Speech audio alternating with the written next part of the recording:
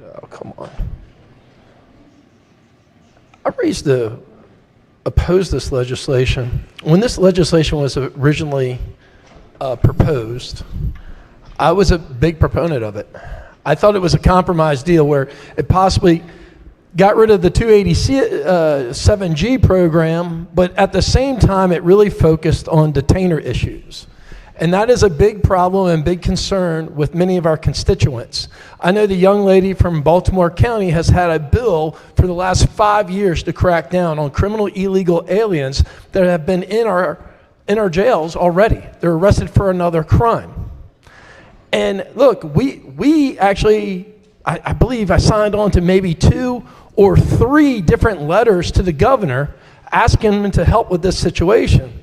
The minority whip just talked about a poll, but I tell you, we had this polled back in September from Gonzalez. It was reported September 17th. And we asked the question, do you support or oppose local law enforcement in Maryland being required to turn over to ICE any illegal immigrant who has been previously convicted of a violent crime, convicted gang member, or convicted sexual offense? It came back at 84% of Marylanders supported that issue. And even better, 90% of African Americans supported that issue. So when this bill came, I'm like, hey, I give you the benefit of the doubt. After these high-profile crimes that we've had in Maryland, we're going to fix the problem. And then the bill comes to the floor, and it gets poison-pilled by the committee with the committee amendment that says if convicted after June 1st of 2025. So let me give you an example of what I'm talking about. Illegal immigrant crosses the border in, let's say, California.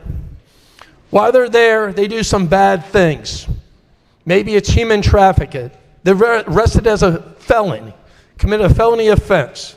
They're adjudicated, they do some crime, time in jail. Then they're deported back to their country of origin. A couple years later, they're found in the state of Maryland. They're picked up for some type of misdemeanor.